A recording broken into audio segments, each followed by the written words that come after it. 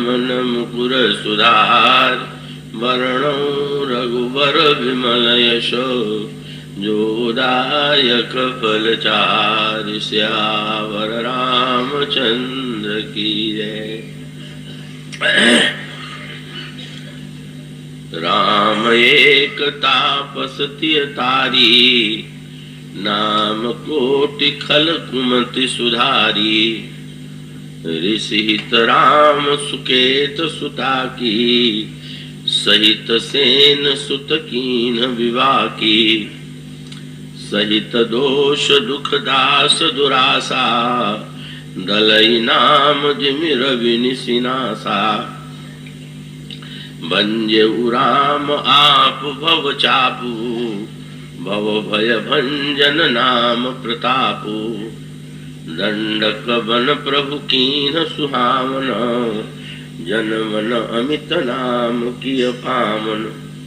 निशिचर निकर दले रघुनंदन, नाम सकल कलि कलुष निकंदन। सबरी गीत सुसेवकनि, सुगति दीन रघुनाथ। नाम उधारे अमित खल वेद विदित गुण गाथ।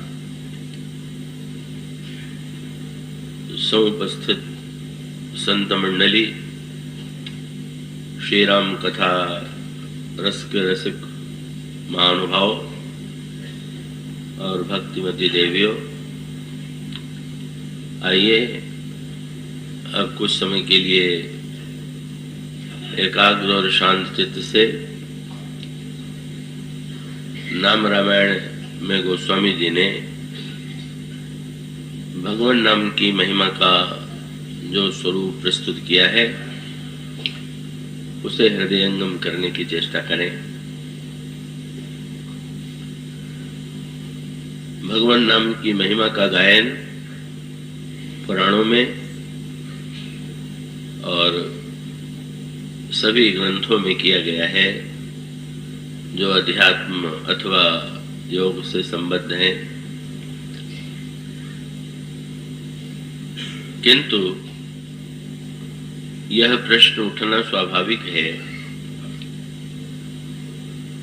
कि भगवान के नाम की जिस महिमा का वर्णन किया गया है, वह भगवान का नाम अकेले ही कल्याणकारी है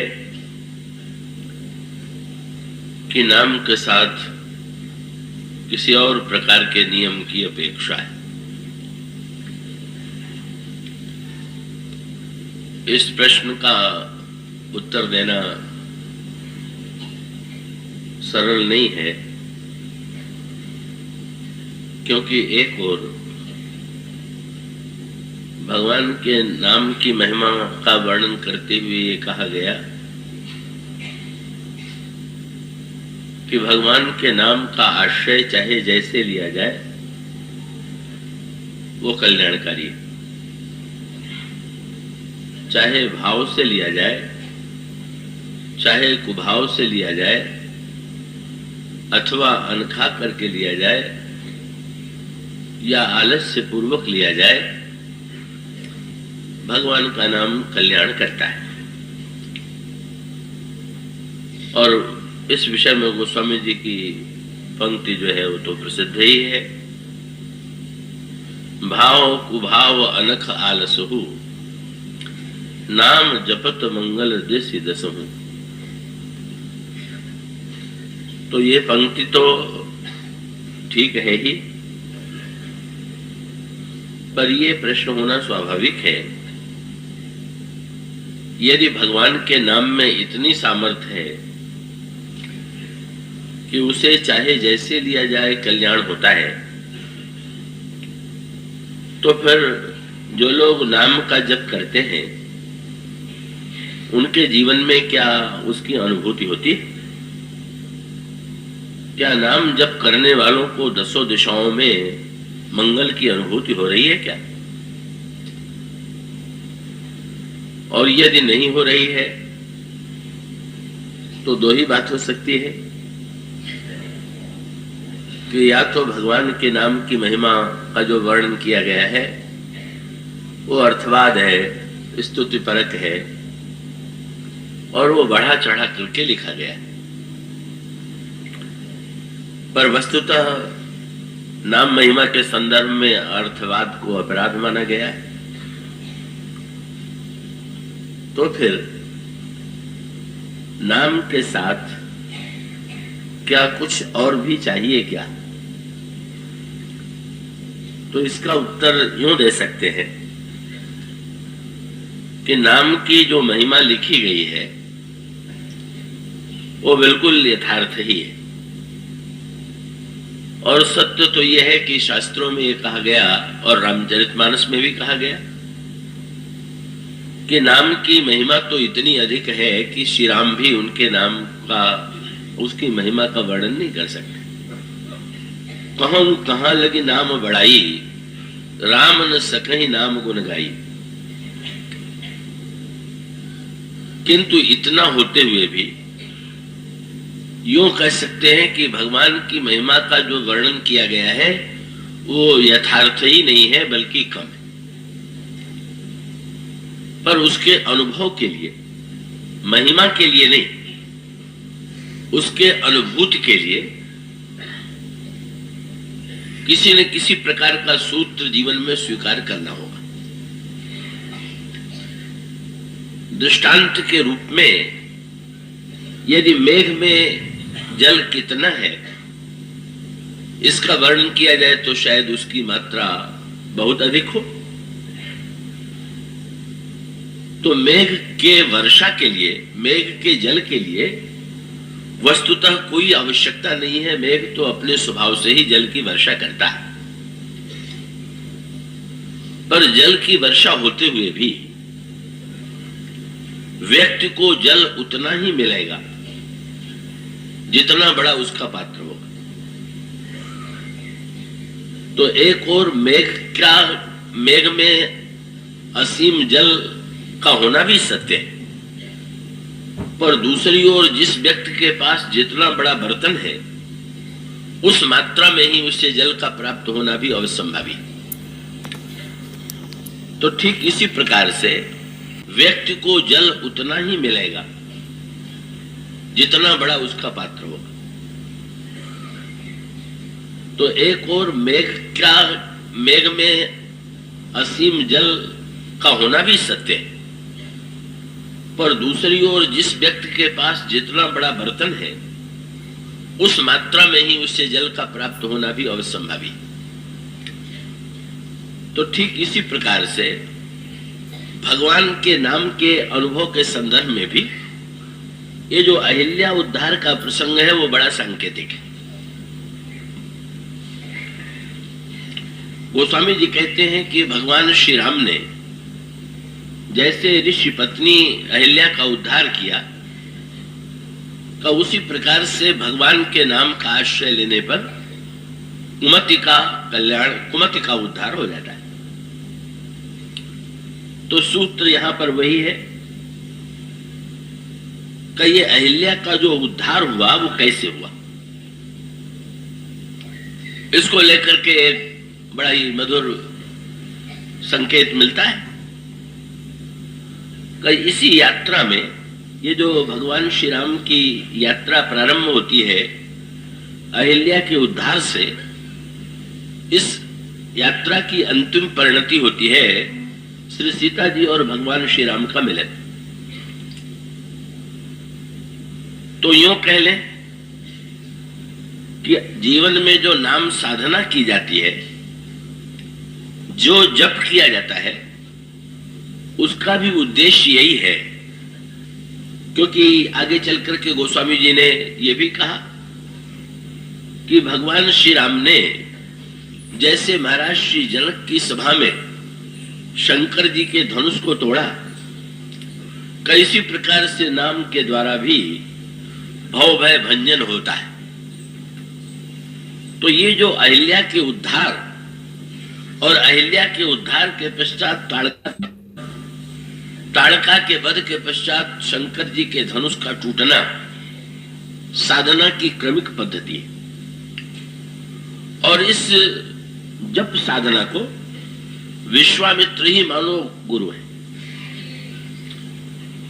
विश्वामित्र के साथ भगवान श्री राम की जनकपुर यात्रा का तात्पर्य यह है कि भगवान के होते हुए भी भगवान की महिमा को प्रत्यक्ष करने वाले विश्वामित्र ही है। और सर्वत्र यह संकेत आपको मिलेगा, चाहे अहिल्या का उद्धार हो, चाहे ताड़का का वध हो, और चाहे आगे चल करके धनुष तोड़ने की प्रक्रिया हो, पर सर्वत्र एक सूत्र आपको समान मिलेगा। ताड़का का वध वे तब करते हैं जब गुरुदेव कहते हैं, अहिल्या का उद्धार वे तब करते हैं जब गुरु विश्वामित्र की आज्ञा होती। और धनुष यज्ञ के प्रसंग में भी का भगवान श्री राम के द्वारा धनुष समर्थ होते हुए भी, महाराज श्री जनक की सभा में विद्यमान रहते हुए भी धनुष नहीं टूट रहा। तो ये तो बड़ी विलक्षण सी बात है कि सूर्य के रहते हुए भी अंधकार बना रहे, अंधकार दूर न हो,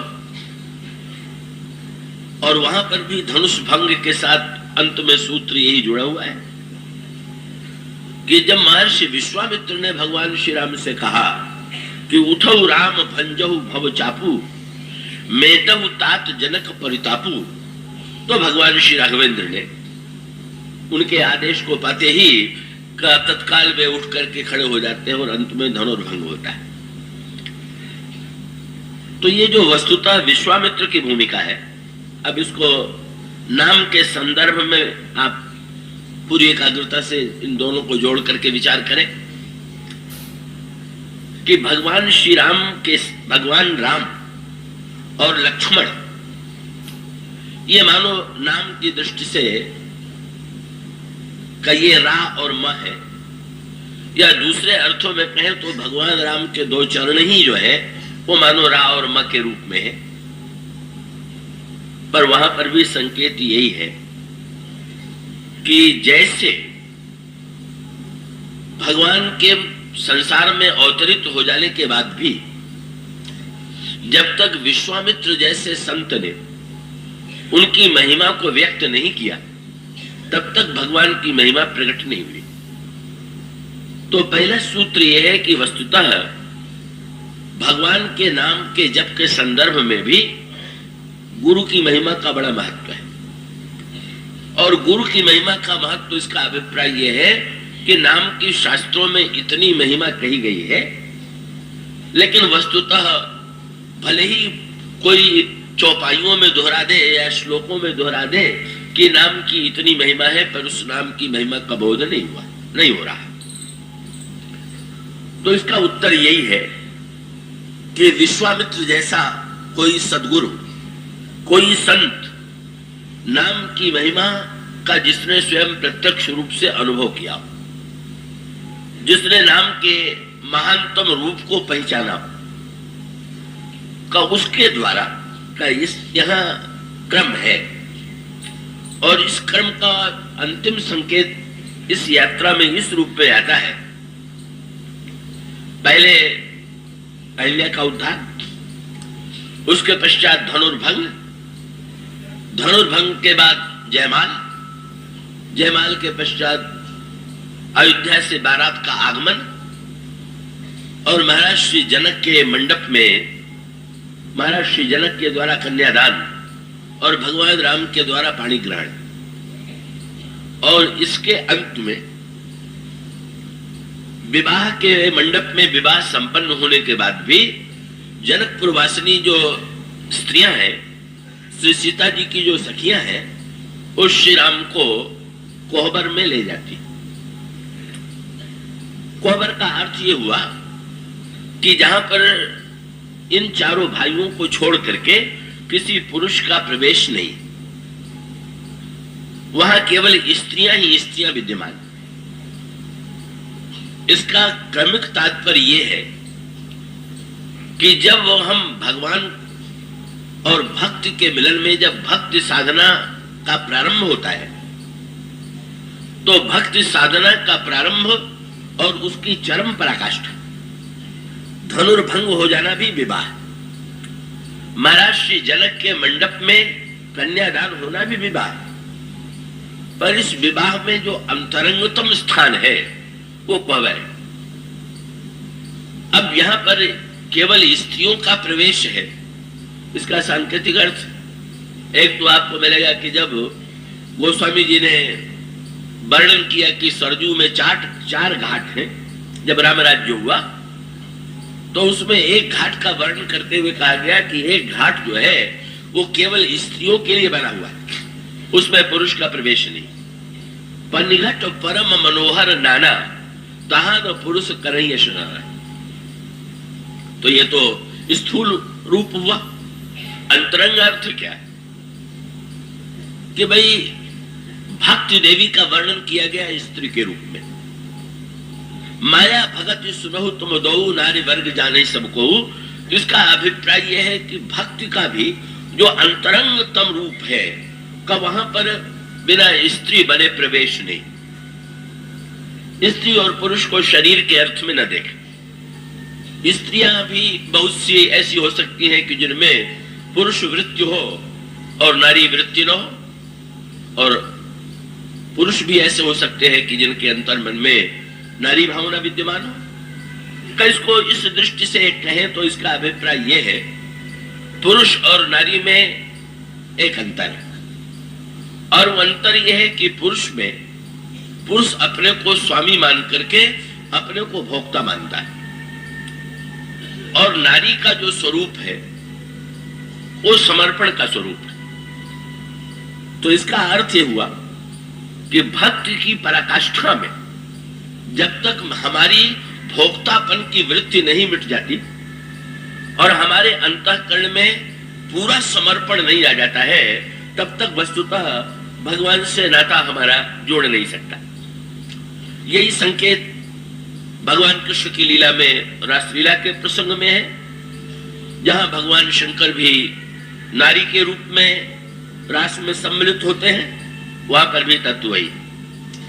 और यहाँ पुष्पवाटिका में भी ये संकेत है कि जब भगवान श्री राम पुष्पवाटिका में गए तो पुष्पवाटिका में भी वहां श्री सीता जी की सखियां ही हैं, पर वहां अंतर यह है कि पुष्पवाटिका में दर्शन तो हुआ, पर अंतरंग मिलन की जो प्रकृति है, पूर्णता है, उसकी पूर्णता क्रमशः जब विवाह के बाद।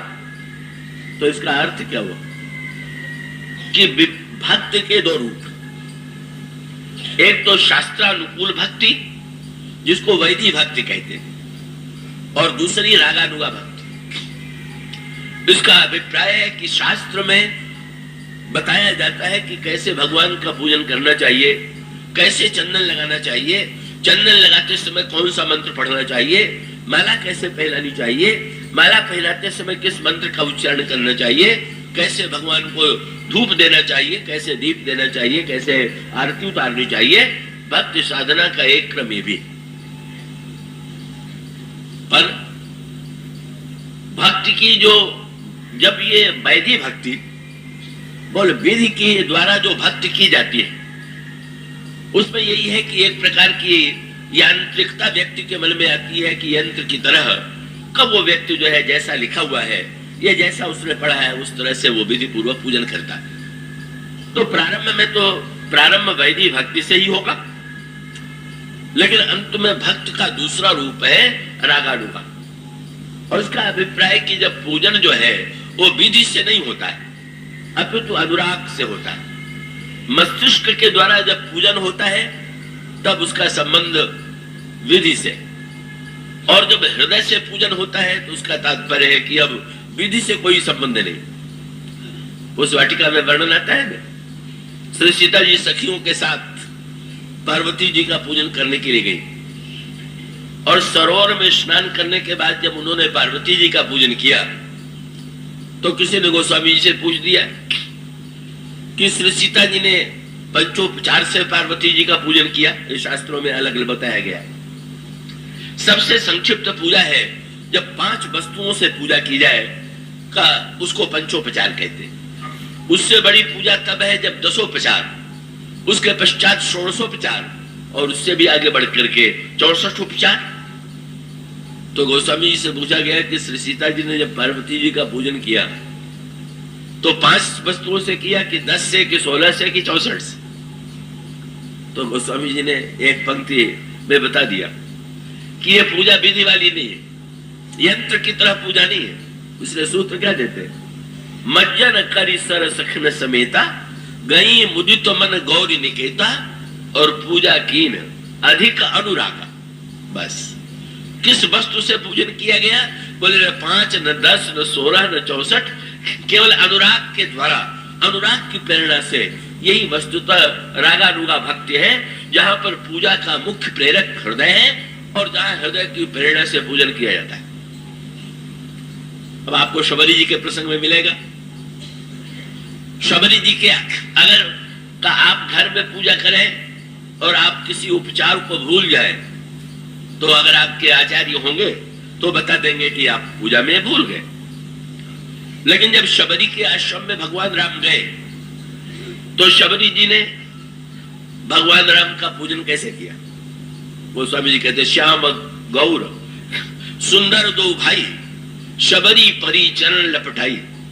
और फिर उसके पश्चात शबरी जी ने भगवान को आसन पर बैठा दिया और उसके बाद भगवान के माथे में चंदन लगाया कि नहीं? शबरी जी ने माला पहनाई कि नहीं? धूप बत्ती जलाई कि नहीं जलाई? दीपक से आरती उतारी कि नहीं उतारी? गोस्वामी जी ने तुरंत लिख दिया कि शबरी जी ने तो भगवान का चरण धुलाया, चरण धोया और आसन पर बैठा दिया, और उसके पश्चात न चंदन न धूप न दीप, क्या लेके आई? कंद मूल फल सुरस आती दिए राम का आनी। बड़े मीठे मीठे कंद मूल फल ले आकर के उन्होंने भगवान श्री राम के सामने सौंप दिए, अर्पित कर दिए। तो क्या उनकी पूजा पूरी है क्या? कब भगवान श्री राम की पूजा जब विधि से की जाती है तो भगवान उसका बड़ा सम्मान करते हैं कि भाई ये तो बड़े शास्त्र की मर्यादा के पालक हैं और उसका बड़ा महत्व है, क्योंकि शास्त्र को बड़ा महत्व देते हैं। पर शबरी ने जब चरण धो करके फल परोस दिए तो अब शबरी ने तो शास्त्र की किसी विधि का पालन किया नहीं, लेकिन उनके फलों में क्या विशेषता है? शबरी को देख करके भगवान के मन में जो मातृत्व का उदय हुआ, गोस्वामी जी कहते हैं गीतावली रामायण में, अनुकूल अंबक अंबजो। भगवान श्री राम को लगा कि जैसे मां कौशल्या ही मेरे सामने बैठी हुई। क्यों लगा? बोले अगर कोई चंदन धूप दीप करने लगे तो भगवान समझते हैं हाँ ये बड़े शास्त्र के अनुकूल पूजन करने वाला है। पर उनको मां की याद आ गई। कोई बालक जब मां के पास जाता है तो क्या मां भी जो है पंचोपचार से अपने बालक का स्वागत करती है क्या? कि पहले बालक को चंदन लगावे, बाद में धूप दे, बाद में दीपक से आरती उतारे? मां का स्वभाव तो आपने यही पाया होगा। बालक कहीं से बाहर से आया, मां तो उसका हाथ पैर धुलावेगी और तुरंत उसको केवल खिलाने की चिंता हो जाएगी कि हमारा बालक खा ले। और गोस्वामी जी का संकेत ये है कि उनके अंतःकरण में जो वात्सल्य है, अनुराग है, और इसलिए एक शब्द जोड़ दिया गया कि उनके फलों की विशेषता यह है कि कन्न मूल फल सुरस आती। ये रस कौन सा है? ये सुरस क्या है? तो आप इसका उत्तर मिलेगा आपको। कृपया मैं आशा करता हूं कि इसको पूरी तरह से, पूरे तन्मयता से आप सुनेंगे। गोस्वामी जी साधना का क्रम बताते हैं। जैसे आम के वृक्ष में पहले बौर लगता है और बौर लगने के बाद फिर फल लगता है और फल लगने के बाद फिर फल पकता है। बौर लगता है तो आम के आने की आशा आ गई, पर अभी आम दिखाई नहीं दे रहा। फल आया तो बौर का फल दिखाई देने लगा, लेकिन बौर में फल लग जाने के पश्चात भी उस फल में मिठास नहीं।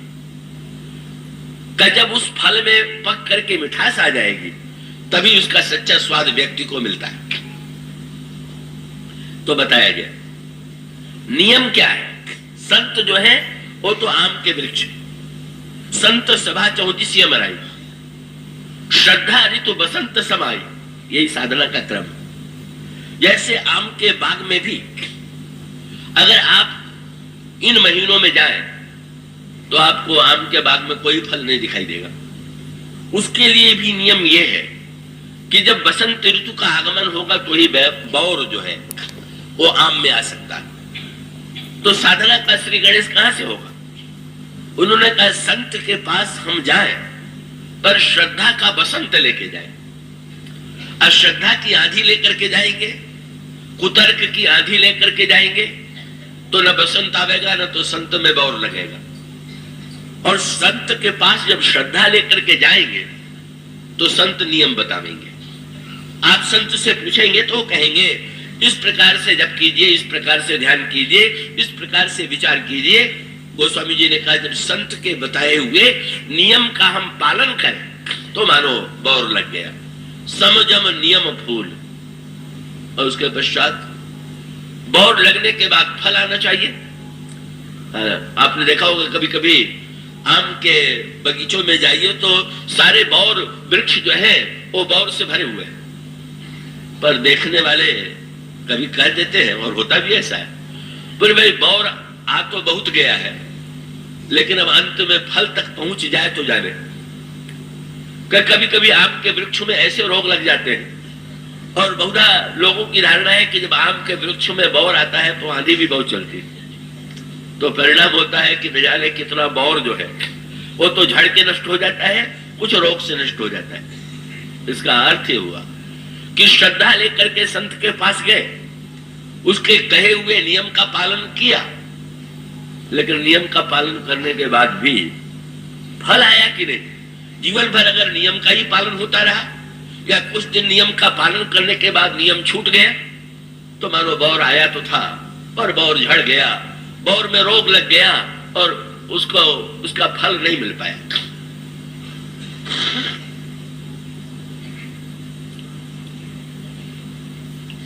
तो वो बौर का फल क्या है वो सूत्र बता दिया गया। समझम नियम फूल फल ज्ञान। अगर नियम और साधना करते हुए ज्ञान का उदय हो तो समझ लेना चाहिए कि साधना ठीक चल रही है।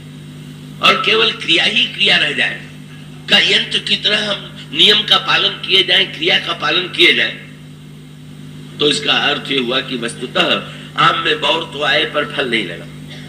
इसीलिए वो बड़ी व्यंग्यात्मक गाथा कही जाती है और वो ये है कि किसी साधक का नियम था कि वो नित्य जो है प्रातः काल उठ करके प्रार्थना किया करते थे। एक दिन थके हुए थे, नींद गहरी आ गई, उनकी नींद नहीं खुल रही थी, पर अचानक किसी ने आके जगा दिया और जब वो जगने के बाद बैठे तो तुरंत उन्होंने देखा अरे 4 बजे हैं।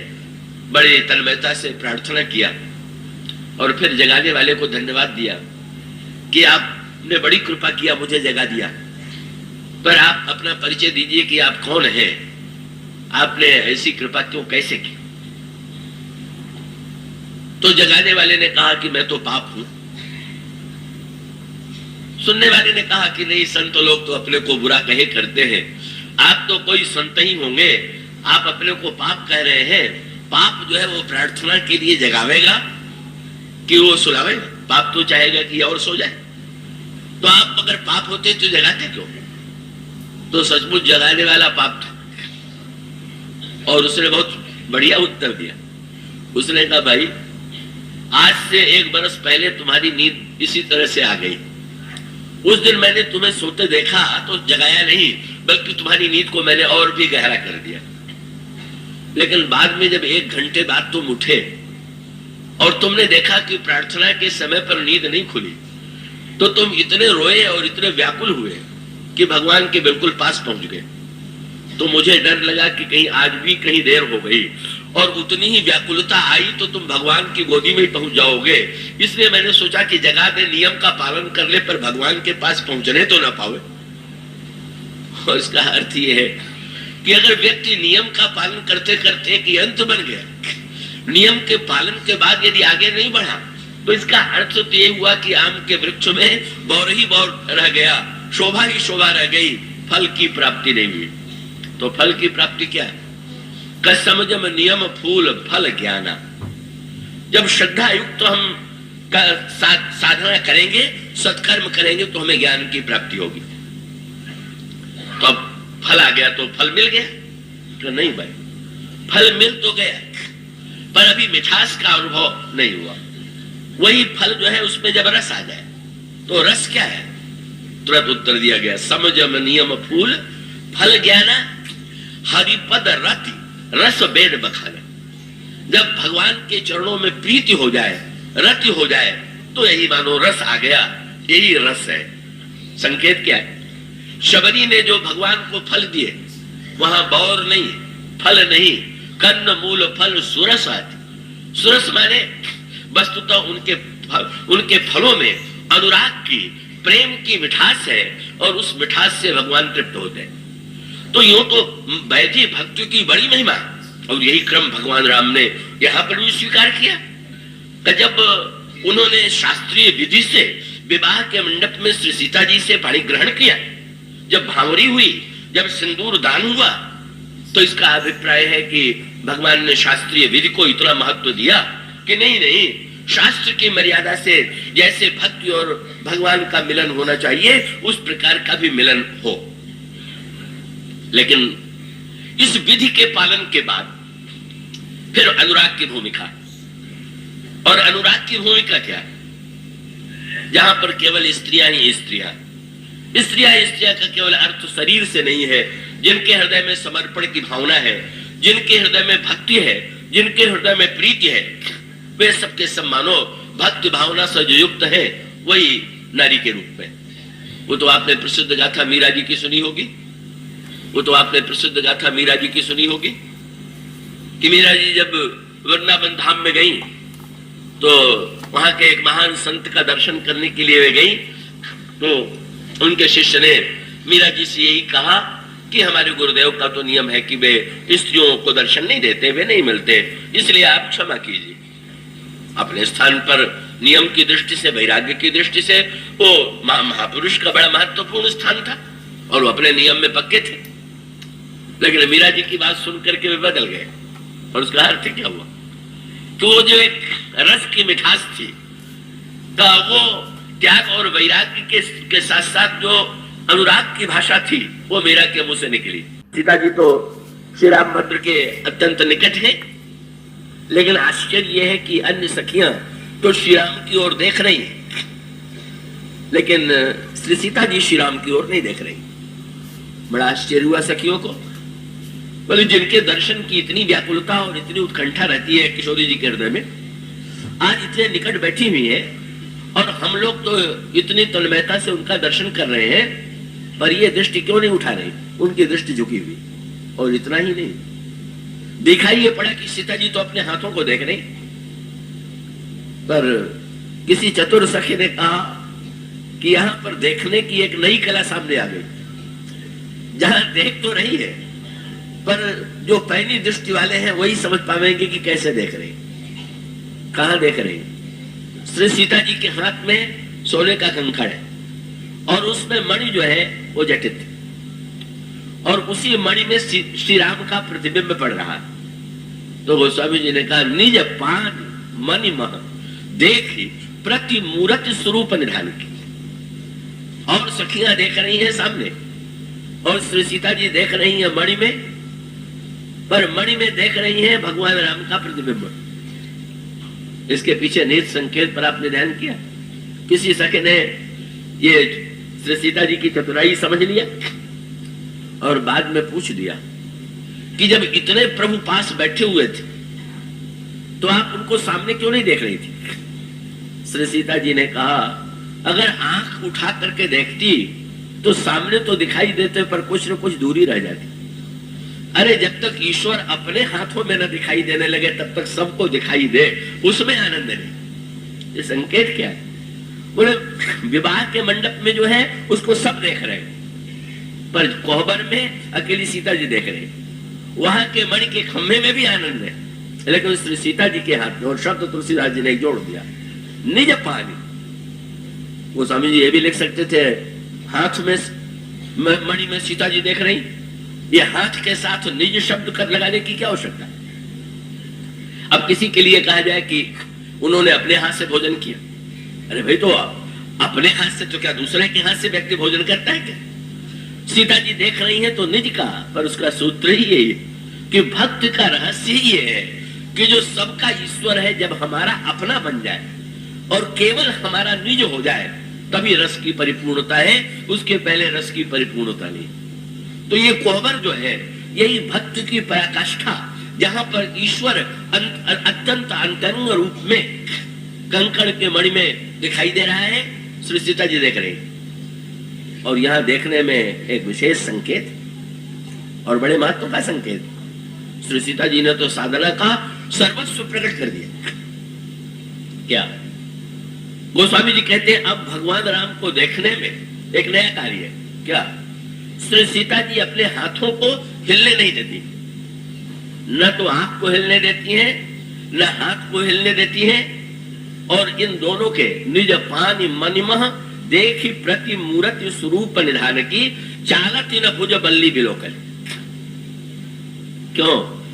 श्री सीता जी ने संकेत किया, हाथ है कर्मेंद्रिय, नेत्र है ज्ञानेन्द्रिय, और श्री राम है साक्षात उनका सौंदर्य सामने। तो श्री सीता जी ने कहा, कर्म भी प्रभु में पूरी तरह समर्पित हो, ज्ञान भी प्रभु में लगा हुआ हो, और उस समय पूरी तन्मयता से जब दर्शन करेंगे तब हमें ईश्वर का निरंतर साक्षात्कार होगा। नहीं तो अगर हमारा हाथ हिलेगा या हमारी आंखें हिलेंगी तो भगवान का दिखाई देना बंद हो जाएगा।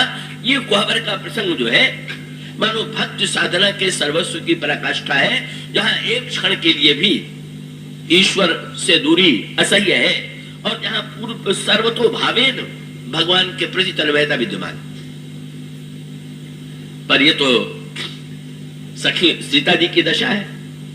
अब सखियों के सामने, सखियां तो उतनी उच्च स्तर में नहीं है, तो अब सखियों के मन में, ये सखियां कौन है? तो ये कह लीजिए, या तो कहिए कि भक्त की जो सखियां हैं, वो भक्त की जो भावनाएं हैं, वही मानो सीता जी की सखियां। या कुछ दूसरी दृष्टि से देखें तो ये जो वेद की ऋचाएं हैं, वही सीता जी की सखियों के रूप में यहां विराजमान है।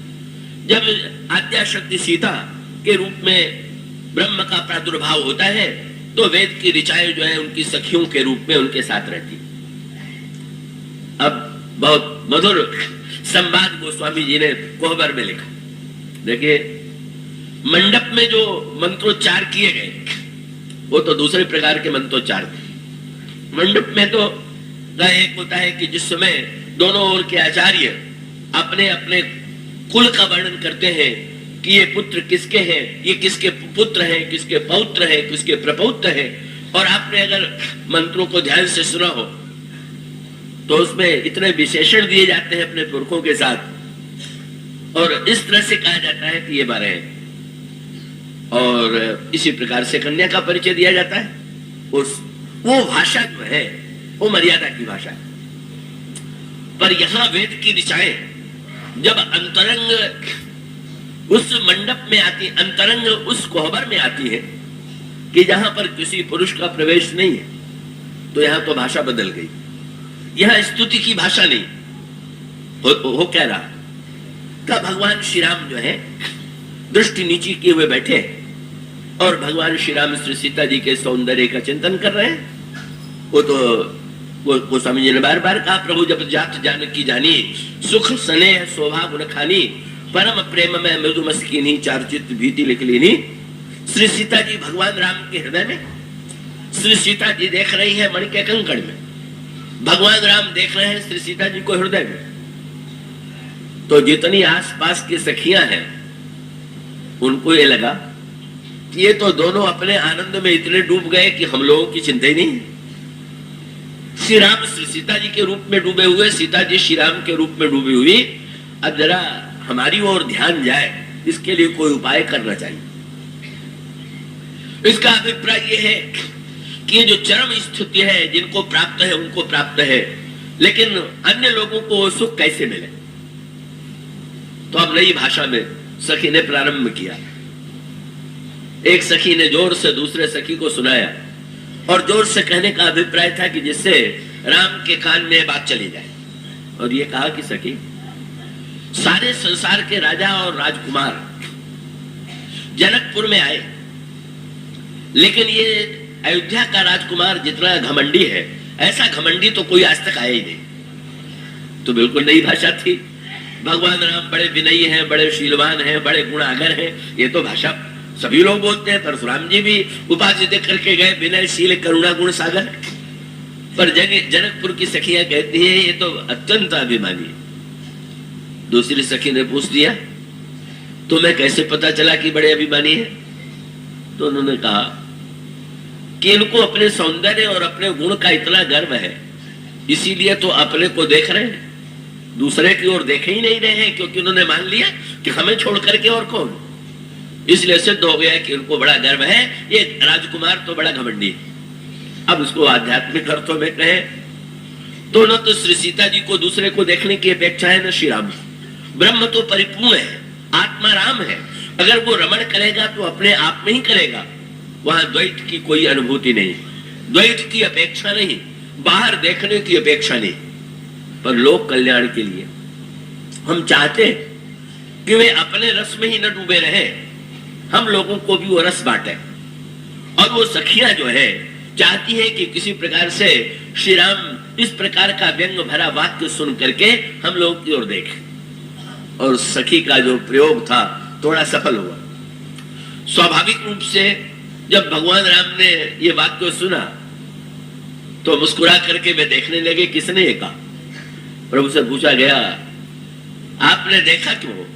आपकी स्तुति तो सब लोग करते रहते। बोले स्तुति तो सब लोग करते रहते, पर ये नया स्तुति का रूप जो है ये तो बिल्कुल नई बात सुनने को मिली।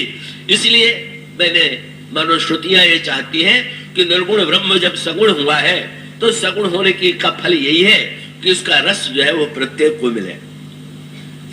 सो परिणाम क्या हुआ?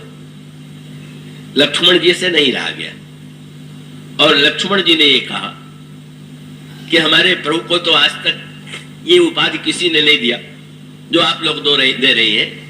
हमारे प्रभु में तो रंच मात्र गर्व नहीं है, लेकिन अगर प्रभु गर्व करें तो उनको गर्व करने का अधिकार है। झूठा अभिमान बुरा होता है, पर हमें जो बात है उसको स्वीकार करने में क्या आपत्ति है? उसका अभिप्राय था कि जीव अगर अभिमान करे तो उसके अभिमान की निंदा की जाएगी, पर अगर ब्रह्म में अपनी परिपूर्णता का भान है, ब्रह्म अपने को पूर्ण कहे, तो क्या इसका अर्थ है कि वो अभिमानी हो गया? साधारण व्यक्ति अपने को बड़ा होने का दावा करे तो अभिमानी मान लिया जाए, पर ब्रह्म अपने को पूर्ण कहे तो उसका सहज स्वरूप ही है। तो लक्ष्मण जी ने कहा हमारे प्रभु में तो गर्व है नहीं, पर अगर वो गर्व करे तो उनको गर्व करने का अधिकार है। सो सखी ने कहा काहे का गर्व है? एक एक गर्व को काटना प्रारंभ किया। एक तो ये कह दिया कि अब गर्व करहु रघुनंदन जनि मन मान। अपनी सुंदरता का गर्व मत कीजिए, और गर्व हो रहा हो तो एक कम कीजिए। क्या? गर्व करहु रघुनंदन जन मन माहि, आपन मूरत देखहु सिय की छानी। देख लीजिए आप कितने सुंदर है, सीता जी की छाया देख लीजिए, वैसे ही तो आप हैं। आप इसका अभिप्राय कि जब हमने सीता जी का आश्रय ले लिया है तो आप तो उनकी छाया बन गए। भक्तों का ईश्वर जो है जैसे छाया व्यक्ति के पीछे पीछे चलती है, इसी तरह से भक्तों का भगवान जो है वो भक्त के पीछे पीछे चलता है, इसीलिए मैं कहती छाया। लेकिन उसके पश्चात श्री लक्ष्मण से नहीं रहा गया। श्री लक्ष्मण जी ने तुरंत कहा आप लोग चाहे जो कुछ कहिए, सौंदर्य के संदर्भ में तो मैं कुछ नहीं बोलूंगा, लेकिन आप लोगों को स्मरण है धनुष यज्ञ का प्रसंग। धनुष न टूटने पर महाराज जनक कैसे निराश हो रहे थे, जनकपुरवासी कैसे दुखी हो रहे थे। हमारे प्रभु ने कितनी बड़ी कृपा किया, धनुष तोड़ करके आप सब लोगों का दुख दूर कर दिया। अगर प्रभु ने धनुष तोड़ा और वो गर्व करें सर्वशक्तिमत्ता का, तो बिल्कुल स्वाभाविक जो कार्य कोई नहीं कर पाया वो प्रभु ने किया। सखी ने वो तो ऐसे हार मानने वाली नहीं है, तो दो प्रेम के शास्त्रार्थ की भाषा थी। सखी ने तुरंत कहा अच्छा धनुष यज्ञ की याद दिलाने से पहले पुष्प वाटिका की याद कर लो। क्या? बोले वहां धनुष नहीं तोड़ने की बात थी, वहां तो फूल तोड़ने की बात थी। और फूल तोड़ करके निकले तब क्या दशा थी? तो जब फूल तोड़ करके दोने में लेके प्रभु निकले तो आया हुआ है भाल तिलक श्रम बिंदु सुहाए। बलराम के माथे में तिलक है और पसीने की बूंद है। तो सखी ने कहा कि जिसको फूल तोड़ने में पसीना आ गया वो धनुष तोड़ सकता था क्या? तो भूल क्यों जाते हो? तो फिर कैसे टूट गया? बोले तो हम लोगों की प्रार्थना का बल था। सीता जी ने पूजा की थी, प्रार्थना किया गणेश जी से, शंकर जी से, सबको बुला करके गणेश जी से कह दिया कि गणेश जी महाराज आप किसी प्रकार से धनुष तोड़वा दीजिए। शंकर जी से कह दिया, पार्वती जी से कर दिया। ये तो श्री सीता जी का बल है, प्रार्थना का बल है कि टूट गया। इसलिए धन्यवाद तो तुम लोगों को, हम लोगों को देना चाहिए कि हम लोगों की कृपा के द्वारा ही तुम लोग इतने बड़े कार्य को, श्रेय तुम्हें भले ही मिला हो, पर उसके पीछे शक्ति तो हमारे संकल्प की है। हाँ, इसका अभिप्राय भी है कि वे ब्रह्म सर्वशक्तिमान तो है, पर सर्वशक्तिमत्ता का वो प्रयोग क्यों नहीं कर सकता है? क्योंकि उसमें इच्छा का अभाव। जब इच्छा हो तो न शक्ति का प्रयोग करें, और वो है अनिय। तो जब तक कोई इच्छा को शक्ति से न मिलावे तब तक ईश्वर की सर्वशक्तिमत्ता नहीं दिखाई देगी।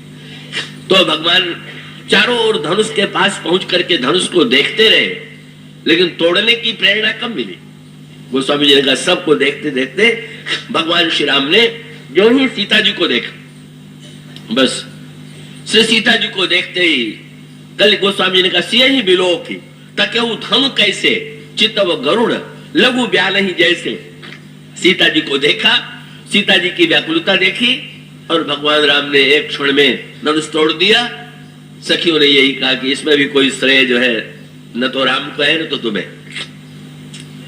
पर लक्ष्मण जी इतने में भी हार नहीं मानते हैं। उन्होंने कहा कि अच्छा ये बताइए कि धनुष तोड़ने में तो आप लोगों की प्रार्थना काम कर गई, पर जब जनकपुर के मार्ग में प्रभु ने अहिल्या का उद्धार किया तो आप लोग तो वहां नहीं थी। तो जिन्होंने जड़ को चैतन्य बना दिया, जो चेतन कहा जड़ करे जड़े करे चैतन्य, वो तो साक्षात ईश्वर है, आप लोग नमन कीजिए। लेकिन सखिया कहां हार मानने वाली थी। सखी ने तुरंत कहा कि अच्छा पत्थर को चैतन्य बना दिया, पर अयोध्या में कोई पत्थर नहीं था क्या? बस एक ही पत्थर मिला, चमत्कार चरणों का थोड़ी था। तब किसका चमत्कार है? सखी कहती है जब तक अयोध्या में रहे तब भी चरण छूने से कोई अंतर नहीं आया। विश्वामित्र जी के आश्रम में आए तो अभी मार्ग में कोई पत्थर चैतन्य नहीं हुआ, पर सीता जी के नगर की ओर चले, चमत्कार तो चरण की धूल में था। और वो धूल तो हम लोगों के मार्ग की थी। उस धूल का चमत्कार है कि अहिल्या का उद्धार हो गया, इनके चरणों का कोई चमत्कार नहीं। तो भाई चमत्कार चरण में है कि धूल में? फिर वही संकेत, उद्धार किससे हुआ, चरण से कि धूल से? लिखा हुआ तो यही है कि भगवान के चरण धूल से उद्धार हुआ। पर लक्ष्मण जी ने अपना अंतिम तर्क प्रस्तुत किया कि अच्छा अगर धूल के द्वारा उद्धार होता तो धूल में तो न जाने कब से अहिल्या पड़ी थी, धूल ने क्यों नहीं बदल दिया? वो तो पत्थर जो की तो बनी हुई थी। चमत्कार बिल्कुल धूल में नहीं, हमारे प्रभु के चरणों में। निर्णय कौन करे? तब सबने प्रभु की ओर ही देखा। अब आप ही बता दीजिए कि चमत्कार किसका है, चरण का कि धूल का? अब इसका सूत्रात्मक तात्पर्य है, प्रभु ने जोड़ दिया।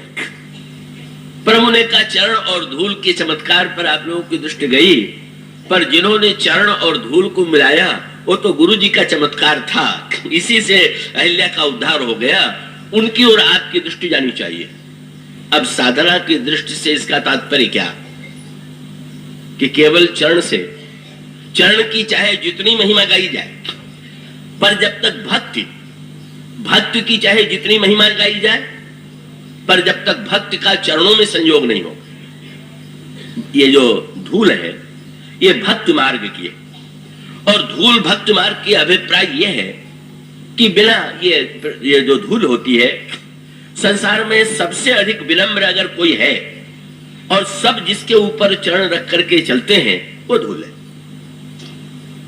जो सबके चरण का स्पर्श करती है और सबके चरणों में पड़ी हुई है। लेकिन उस चरणों में इसका अभिप्राय यह है कि भगवान के चरणों का स्पर्श हम अगर पाना चाहते हैं तो हम में विनम्रता और निरभिमानता की पराकाष्ठा होनी चाहिए, जैसी विनम्रता और निरभिमानता धूल में विद्यमान।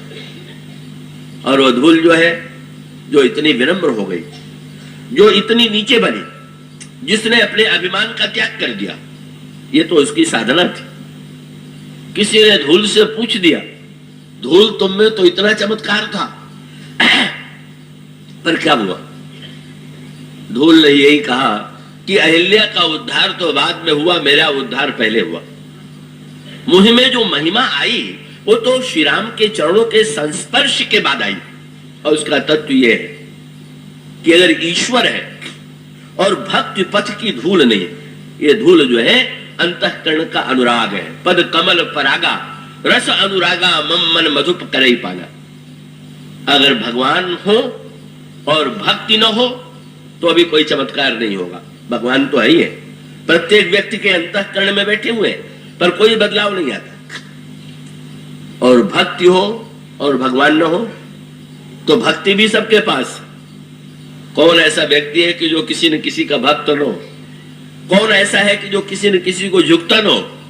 ये भक्त की भावना तो सब में है, पर आवश्यकता इस बात की है कि भगवान के अयोध्या के श्री राम का चरण हो और जनकपुर के मार्ग की धूल, और चरण और धूल का मिलन हो। और चरण और धूल का जब मिलन हो, इसका अभिप्राय यह है कि जब तक अनुराग युक्त अंतःकरण, भक्ति युक्त अंतःकरण अपने को धूल के समान जो निरंतर प्रहार सहती हुई भी प्रतीक्षा कर रही है कि अच्छा है, सब लोग चले जा रहे हैं, लेकिन एक दिन ऐसा आवेगा कि इन चरणों को, मानो उन चरणों को देखते देखते वो धूल प्रतीक्षा कर रही है कि वो कौन सा क्षण आवेगा जब भगवान के चरण का स्पर्श होगा।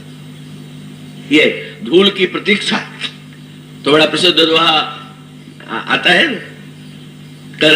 हाथी का आपने स्वभाव देखा होगा। हाथी स्नान करा दीजिए तो उसके बाद अपने शरीर पर धूल डालने लगता है। किसी ने रहीम से पूछ दिया कि यह बुद्धिमान होकर के अपने शरीर पर धूल क्यों डाला, तो उन्होंने तो भक्ति भावना वाला उत्तर दिया, धूरी धरत नित शीस गज कऊ रहीम के ही काज। बोले जेही रज मुनि पत्नी तरी सोई ढूंढत गजराज। लगता है इसको कहीं हाथी को समाचार मिल गया कि प्रभु के चरणों की धूल से जड़ भी चैतन्य के रूप में बदल जाता है, शायद वही धूल जो है ये ढूंढ रहा हो। ये एक भक्तों की भावना है और उसका तात्विक अभिप्राय जो संवाद में निकला, चरण चाहिए, धूल चाहिए। भगवान की आवश्यकता है, भक्त की आवश्यकता है, पर भगवान और भक्त को मिलाने की जो भूमिका है, चरण और धूल को मिलाने की जो भूमिका है, वह विश्वामित्र की भूमिका है, जो गुरु की भूमिका है। और इसका अभिप्राय कि गुरु ही भक्ति और भक्त की धूल और भगवान के चरणों को मिला देता है, और तब उसका परिणाम होता है कि वो पत्थर जो है चैतन्य के रूप में परिणित हो जाता है। सो इसी बात को नाम महिमा के प्रसंग में बोले, नाम तो चरण है, नाम की महिमा चाहे जितनी हो, पर भगवान के नाम में जब तक आपकी धूल नहीं जुड़ेगी, भक्ति वाली धूल नहीं जुड़ेगी, अनुराग वाली धूल नहीं जुड़ेगी, तब तक भगवान के नाम की चाहे जितनी महिमा हो, बुद्धि की जड़ता दूर नहीं होगी। और गुरु और संत की भूमिका यही है कि वो भगवान के नाम की महिमा से परिचित है। भगवान राम के चरण ही मानो दो अक्षर है, रा और मा। और श्री सीता जी के भक्ति पथ की धूल जो है मानो अंतःकरण की विनम्रता और भक्ति है, अनुराग है। इन दोनों का जब सामंजस्य होता है तो बुद्धि की जड़ता दूर होती है। मानो नाम की महिमा तो जो लिखी गई है बिल्कुल ठीक है, पर नाम महिमा के साथ धूल वाली बात जो है, और इसका सरल अर्थ यह है कि अनुराग रहित तो होकर के नाम लीजिएगा तो नाम का चमत्कार प्रकट नहीं होगा, बुद्धि की जड़ता दूर नहीं होगी। पर अनुराग युक्त, किसी ने गोस्वामी जी से कहा कि महाराज आप लोग कहते हैं नाम बड़ा मीठा है, हमें तो मीठा बिल्कुल नहीं लगता, हमें तो राम नाम लेने में कोई स्वाद नहीं आता। गोस्वामी जी ने एक सूत्र दिया, उन्होंने कहा किसी ने सुना कि लड्डू बड़ा मीठा होता है, कैसे बनता है? बोले घी में बेसन को पहले भून करके उसका लड्डू बनाया जाता है। उसने घी में, शुद्ध घी में का उस बेसन को भूना, और भूनने के बाद जब उसने मुंह में डाल लिया तो उसको बिल्कुल मीठा नहीं लगा। उसने कहा, कौन कहता है कि लड्डू मीठा होता है? मैंने तो शुद्ध घी में भून करके इसको लिया, पर ये मीठा नहीं लगा। किसी बुद्धिमान ने कहा कि होता तो मीठा है, पर उसमें पहले शक्कर तो मिला लो, तब न मिठास का अनुभव होगा। वो स्वामी जी ने कहा, राम नाम तो लड्डू है, शुद्ध घी से बना हुआ, पर उसको जरा सीरा डाल दीजिए। और वो सीरा कौन सा है? बोले, राम नाम मोदक स्नेह सुधा पागी है, पाई परतोष तून द्वार द्वार बागे। राम नाम के उस लड्डू में अपने स्नेह का शीरा मिला दीजिए। सीधा सा अर्थ है, जब तक अनुराग युक्त नाम नहीं लिया जाएगा, जब तक स्नेह के रस में डूबा हुआ नाम नहीं लिया जाएगा, तब तक बुद्ध की जड़ता दूर नहीं होगी। इसलिए हमें चेष्टा करना है कि प्रभु की महिमा में नाम को हम अनुराग पूर्वक लें। इसके बाद की चर्चा कल होगी, और कल का जो समय है 5:30 बजे से है, आप लोग समय का ध्यान रखेंगे। बोलिए श्याम प्रभु